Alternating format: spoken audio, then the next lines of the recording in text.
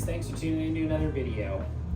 With alpine season coming in real quick, I mean, it's already been started here in BC for anybody who's been out chasing sheep, but for us, deer is opening tomorrow. So I thought I would put out a video because this would have been extremely helpful to me a long time ago when I was starting out, because when we were first learning, we really had no idea how to pack food for hunting, and it was all just a big guessing game. And there were years that we completely starved, or years that we packed way too much, or years that we didn't even like half the things that we brought. So it's a ton of like user experience, I guess you could say.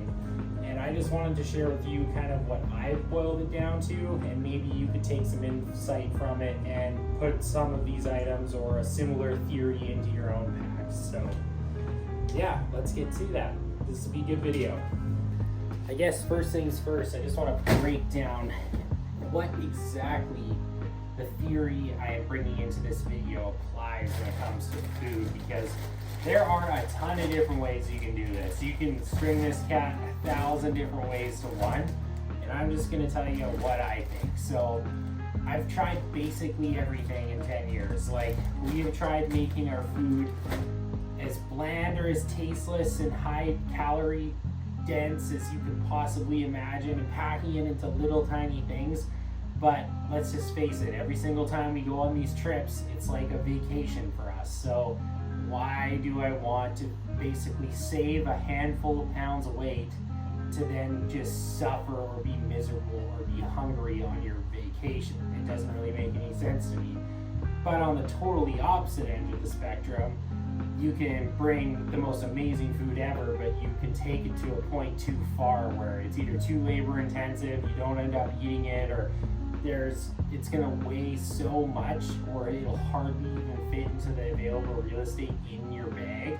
So about what I've come up with here is kind of where I've settled in the middle. And I know the price of groceries has definitely gotten expensive. I mean, without the freeze-dried meals, I take one per day in these food kits.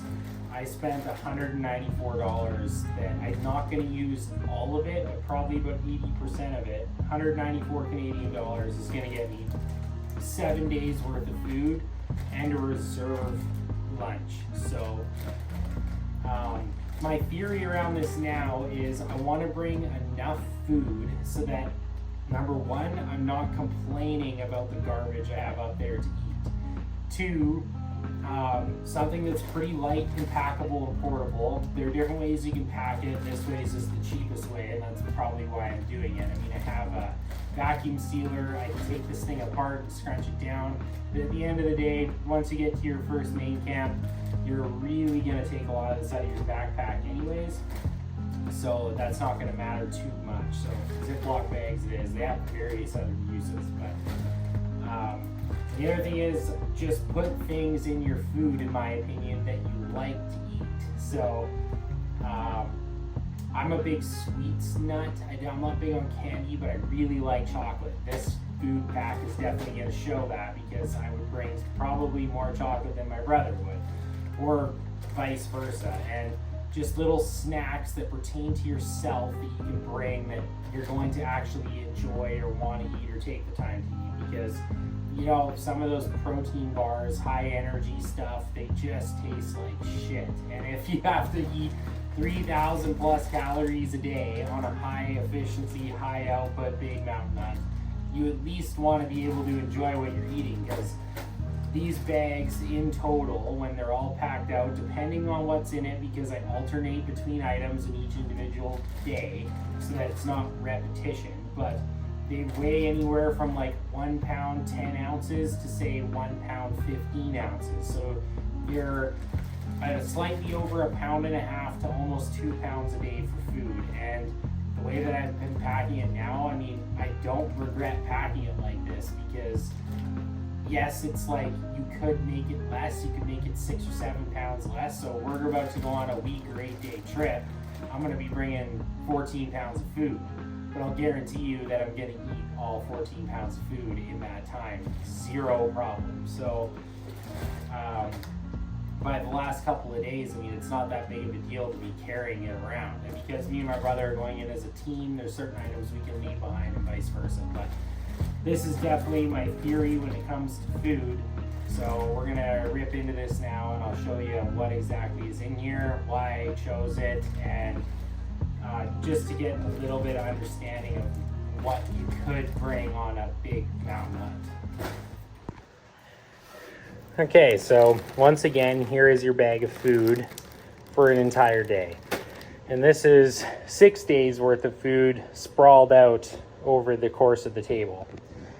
So you'll notice that they're all 5 of them are the same and 1 is different. And that is because the day that you hike in, generally you're going to have some form of food at some point in the day that you're not going to need to bring with you. So this is kind of just an extra. So day 1, your first full hiking day, generally I don't eat that much. So you can save some weight by not packing a full day's worth of food that day. You're going to need more water than anything else because it's going to be an active day. You're going to be sweating a lot. Pack a lighter first day. But regardless, every other day, this is what I've chosen to go with. I guess we'll do from the morning through the middle of the day to the end and the reasons why I chose them, because that's going to make the most sense. We'll also go through some calories here. All right, let's go through this. So, first thing in the morning, Quaker State maple and brown sugar dried oatmeal. This stuff is not everybody's favorite. It is also not my favorite, but the reason that I bring it, you can buy them in these big family packs, is they're quite cheap and they weigh nothing. So these things, our buddy Adam last year when we were hunting was eating these dry, and apparently people do that all the time. I didn't know. The one thing I don't like about these is when you have to clean them, which is then taking some of your water away just for cleaning, because if you leave this stuff, little bits of it stuck in your cooking pots, it turns into basically cement, which is terrible. So I'm sure in this amount of time there will be days where I won't actually eat this in the morning. If you're the type of person who really likes breakfast or needs it to survive, I would highly recommend going and doing that. But the one thing that I do appreciate and do like to make in the morning, whether it's first thing or after, is some type of coffee. It doesn't matter what you do out there, if you don't have this, in my personal opinion, it's just like the world gets changed, you know? This is the biggest luxury ever. I personally am not like huge on drinking straight black, like crappy instant coffee. I think it tastes wrong. I don't know why. So normally I buy these things. So we have a couple different kinds that I broke up throughout the trip, but these are just like Nestle vanilla latte flavored capsules, and these ones are mocha, so you get a couple different varieties of food inside of your breakfast, or you can have it any point in the morning. It is a big pick-me-up on colder days too. But these things right here are 70 calories per drink, and your Quakers are 160. So very simple, very basic. Generally I don't eat that much in the morning. This is all I'm bringing. So that's that. Breakfast, check. So say you're out all morning, you've been glassing, you've had your coffee, it's been a fairly uneventful day. Now we're going into lunchtime, you're getting hungry. So around 11:30, 12 o'clock in the afternoon, the animals have generally like done their thing, the morning's kind of over, everything's settled out. At this point, you're either sending a stalk or doing something crazy. You're basically just there to hang out for the majority of the afternoon, unless it's some type of unforeseen crazy day. This is why the majority of the food kit has been built this way, because the morning, which is now missing from this row, is the most important time of the day to hunt. And I can say that with confidence, as almost every single year I've been hunting since I was a little kid, the morning is like the majority of everything that happens. You're getting the most amount of time when animals are out lingering. The evenings, yes, you do get a good chunk of time there, maybe an hour or two at times, but generally the last hour is all you get. So that's why the food intake for my system has all been built around basically lunch and dinner, because lunch is the most unproductive time of the day. It's all snack food items. You can eat them on the go if you need to, or it's dinner and the day is done. You have nothing to do. You're sitting in the dark in the middle of nowhere. All you might as well do is eat food and enjoy what you got going on. So let's go through the lunch items now. This is also where you're going to have a lot of personal preference, but we never ever used to bring hot lunches. Ever since we started bringing them on a colder day, or even a day where you actually are really hungry in the middle of the day, having this simple package of noodles is like the best thing ever. These things, in my opinion, Mr. Noodles should be in the garbage and no one should ever eat it. Ichiban kills the socks off of any other form of packaged instant noodle. But one package of these every day for lunch, and it's actually quite high in calories. So you're looking at 460 calories for this one little package of noodles. Similar trend with this stuff. These are items like, when I think lunch foods, I think snacky stuff. What are you doing when you're out there hunting? You're spending a ton of time, at least for what we're doing, behind the glass, looking at very little to nothing. So one thing that is nice is to have snacky foods that you can sit there and keep hunting, but be able to almost help yourself pass the time. So these are just some Cheez-Its. They are quite high in calories too, and that's why I picked them. It's 140 calories per 30 grams. So I have 30 grams of crackers in each one of these bags. So an extra 140 calories right there. Jack Link's jerky. Oh yeah, 90 calories per 30 grams of beef jerky. So I had 2 bags, and I always buy 2 bags because 1 bag is never enough. Like, this food, every single time I've been anywhere in the mountains, is my favorite thing I eat almost all day long. I love jerky, so I doubled up on it. So I buy the big bags, the big jumbo bags. They're completely empty, but there's 230 grams in a bag. 30 grams divided by 7 days is 30 grams a day, equals 180 calories per day just for this. So a combined total of around 320 calories for your Pep and Shed that's homemade. It's going to be way better than something that you can just buy, one of those little kits. They have a lot less calories and they're kind of greasy. The cheese, anyways, is just never very good. One item that is the other meat item are these little things, and I just bring them because they're super light, and they're like 75 calories, so small, but they taste pretty good in comparison. Like, you can save them and have them later. It's just another alternative. Next up is kind of the snack pack. So this thing has multiple rolls. I have found over the years I tend to bring less and less trail mix. A lot of people on the internet will talk about packing trail mix because it's so calorie dense and you can use it for so many different things.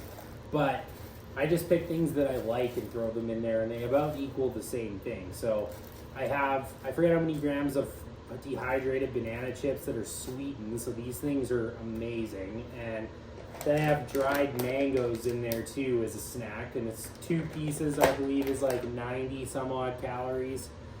And then I have these crackers in here, and the point of the crackers is for 2 things. I put about 7 or 8 in each of these packages, and it kind of ties into something later in the evening, but every day I'll have some form of these s'mores, or like some type of a hot chocolate, late night coffee, something like that. You can dip with them, and it's just a great thing to have late in the evening. Or you can eat them with your tuna. In this case, I did end up buying 3 pre-made ones. They have their own crackers, but I really like the dill and lemon tuna pack. for lunch. So that is also why those crackers, extra crackers, are in there. These things are pretty dense, and if you like the flavors, they are good. They do stay with you, I've found, if you eat these. They're not the biggest things in the world, but like compared to say like a Pep and Shed or getting in a whole bunch of these banana chips, like they're gonna fill you up because there's just so much volume. These are small, but they're really high in calories. So I generally pick these like 400 and 260 for two pretty decent tasting like backcountry bars. Can't really go wrong with those. And then we fall back into the tuna snacks. So these guys, you can buy them in pre-made kits, and they come with crackers, the little spoon, and the tuna. But the reason we started bringing these, they are a heavier item, but when you actually have like a real piece of food, not just like dehydrated stuff all the time in the middle of the day, it is nice. And if you like tuna, they're cheap and they're tasty. They're pretty high in calories. Like I believe if you look on my cheat sheet here, we're talking about 280 to 300 and change per pack, depending on what. I think the singular cans are not a lot. It's the crackers that drives it up. 130 calories for this little can of dill and lemon tuna. But they're pretty easy to bring with you. There's not a lot of garbage after. That's another reason, like all these little bags are gonna double as your little garbage bags. Like I said before, I'm big on sweets, and these types of things I love bringing in the backcountry for various reasons. But one, because I like them. Two, because they're nice to have. They're like a good mental mind clarity. If you had a long day, eat one of these. It just gives you that little boost. Sea salt and caramel being a good flavor there. But for middle of the day, when you're actually spending a lot of time behind the glass and there's not a lot going on, I bring little candies. So this year I've chosen to bring Hi-Chews, and I bought 3 different flavors of them. The Hi-Chews are literally there just as like a mouth thing. So you can sit there when you're bored. These are little coffee flavored candies. They all have like a decent caloric intake for what they are. Like, so these are 70, I think for half a pack of Hi-Chews. What are we at here? Half a pack of Hi-Chews, about 120 calories, and then 2 of these little coffee hard candies are 35.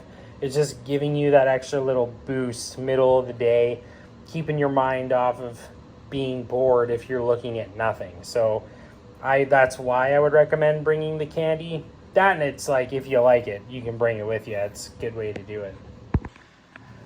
Well, that would pretty much sum up the day. I mean, I did have a couple other options over here for things that I bought that I probably am actually not going to end up bringing. Like, I do really like these, and sometimes I'll bring them, sometimes I don't. Just like flavored or salted corn nuts are a nice snack. Oh, there goes the wrapper. But I'll make trail mix out of my own stuff. Like, this is just a big seed pack mix, and then I'll have those in there with some peanuts and a little bit of chocolate. So we got some chocolate covered almonds to throw in there as a trail mix itself, and maybe like some banana chips or whatever else. I also bought this thing. Like, I like throwing these in trail mix. It's just almonds, edamame beans, pumpkin seeds, that type of stuff. It is a good option. It's just by the time you're done making a trail mix pack, it is quite heavy. So I've kind of averted and stayed away from a lot of trail mixes just for that extra bit of weight I don't need to bring. Another lunch item, which I totally couldn't find, and I looked everywhere for it. Like, this is a squeeze bag, and I was almost debating, because it was like a couple of bucks, just like squeezing out a bunch of this peanut butter to save it into a other peanut butter container for space and bring it along with me, because I was wanting to eat some of this with some crackers. So this is another option, and the reason it's I think this has become so popular, well, number one, peanut butter is amazing, and I do like it. It is something I've brought before. But a tablespoon of this stuff, which is not a lot, is 90 calories. So if you brought a little bit of this and a couple of crackers, like, to go with it, or like a muffin or a bagel, like, it's a really easy way to get a lot of calories in a small space. I wanted to touch on these things, and as I was saying, as a hunter, like, this sport's already really expensive, and this stuff here is getting more and more pricey every year. The reason that I picked up Alpine Air this season was mostly because it was just what I was able to find on sale. I mean, I've eaten a lot of this stuff before. It's not like the most gourmet dehydrated food out there, but when you can get it for like 12 to 14 bucks Canadian on sale, that makes for some pretty cheap lightweight food that's high in calories. So whenever it comes to dehydrated food, pick the ones that you like is what I would recommend, because there's nothing worse than opening up one of these $20+ meals at times and not enjoying it, especially if it's the only real food you're gonna eat all day for the most part. But I mean, we got pork pad thai, spicy sausage basta, home-style chicken pot pie, kung pao beef, another pad thai, and then we got a beef skillet. And I've tried, I do quite like Backpackers Pantry. I mean, they're a little bit more involved, but in my cook kit, I'll have a main cooking pot that'll hold like a liter and a smaller one, because some of their meals require you to cook with a couple different sets of ingredients to make a couple different, I guess you would say, courses to make one meal. But they're always really good. Like Backpackers Pantry Pad Thai is incredible. I actually genuinely look forward to eating it all the time. But yeah, Peak Refuel, Alpine Air, Mountain House, Backpackers Pantry. Peak Refuel is number 5.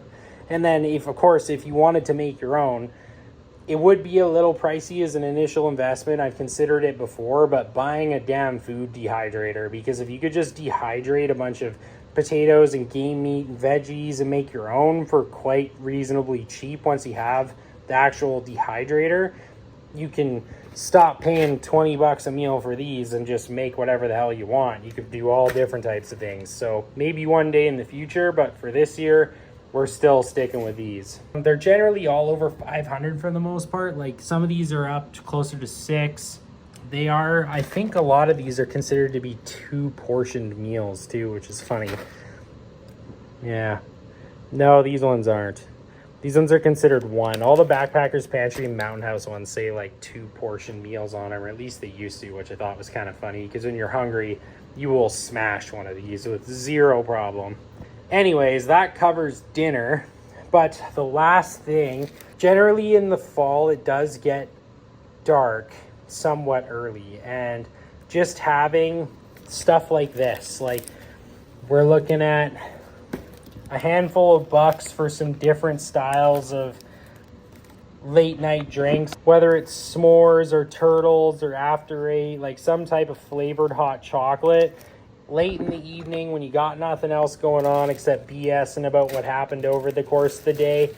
And some of these crackers that I showed you before, I mean, these are arrowroot biscuits, this President's Choice stuff. They're kind of a sweeter, almost like a graham cracker. They go great with everything. So that's why I decided to take those. But this is a nice thing to have. I don't actually bring them every day. I'm bringing one every other day just because, you know what? Sometimes it is nice to do it every day. Right now, I think I only had 3 laid out, but because sometimes in the mornings I won't actually drink my coffee, so I try to then recycle the coffee to the evening. So I'm kind of banking on like a guessing game of how much I need to bring for how much I'll actually use, because even with bringing this, by the time you have these packed down into these, you stack them up in your bag, it is a lot of food, and not all the time, at least for me anyways, will I eat all of it. And it's always kind of like a fine-tuning thing to figure out what you need to bring and what you don't. I could definitely get by with less than this, but my mentality is pack the extra weight, have a bunch of food to enjoy your vacation or your holiday, and everybody will be the better for it in the end. Last year, my brother tried to go skeleton crew on this stuff, and he was really annoyed that he didn't bring enough snacks throughout the day, because me and Adam were having all these little goodies like just this alone, every time I ate this in front of my brother, he just wanted to punch me because it smells so good when you're up there, and he didn't have anything like it, and he's hungry.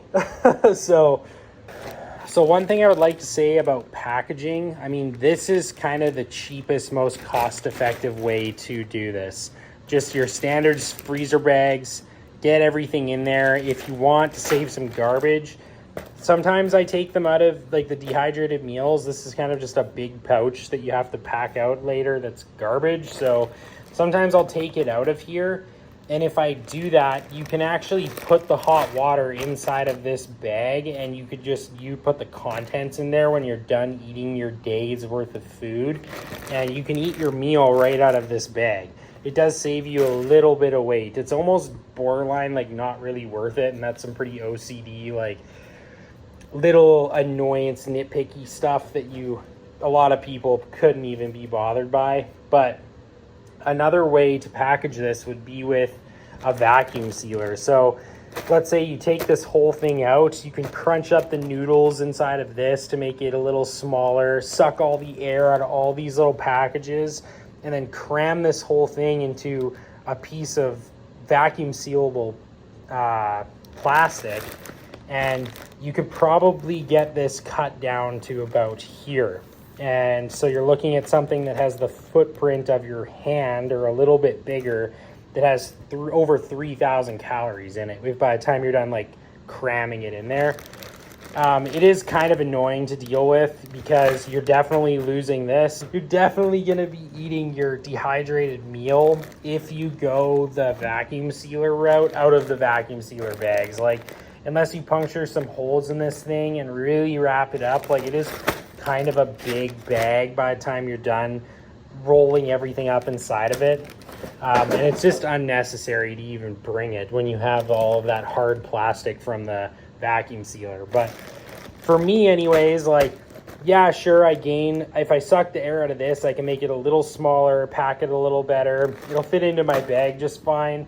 And by the time I'm done stacking like 6 or 7 days worth of food, like you're going to be talking, I don't know, 18, 20 inches of depth maybe. And I run a 110 liter backpack, so I really don't have to be super concerned about this actual volume. I know if you run a smaller bag for bigger trips, that will become a problem, and that also may affect a lot of your decision making when it comes to what food you do and don't bring. I will say that all the food that I'm choosing to bring is something that I generally don't eat ever outside of hunting. Like, aside from maybe the Ichiban, I do crave those every now and again. I've been eating them since I was a little kid. I like those things, but this is all just comfort food because mind over matter on the mountain is massive, and that is a big takeaway from this. Yeah, with that being said, I hope that you guys could take something away from this regardless, and I'll give my final 2 cents on this, and that'll pretty much wrap up this video. So in a nutshell, if I had to break it down into a short little spiel to cap this video off, bring what you want to eat on the mountain. It is a massive mental boost when the weather is crap or you're bored or whatever. This doesn't weigh that much to throw into your bag for a day. Plus you can condense it down into basically nothing. It weighs under 2 pounds. So food is the one thing that we've always kind of been working towards, figuring out what we want to bring, and it's always been the biggest struggle when it comes to backcountry hunting because there's a million different ways to cut the cake, which I've said before. This is just the system that I've kind of come down to. So it doesn't take up tons of room. It has a lot of different variety. You can alternate whatever you want between some of these various items I've selected throughout the day, so you're not eating the same exact thing day after day, and you're getting a lot of calories out of it. So I hope that you guys enjoyed this. I know I could have definitely used this when I was starting, and if you guys appreciated this at all, please consider subscribing to the channel. We have a lot of hunting content coming out this year. Me and my brother are going to be leaving in about 12 days to go on another big backcountry trip, so that's what this is packed up for. And hope you guys have some good luck out there this season. Thanks for tuning into this one, and I'll catch you in the next video.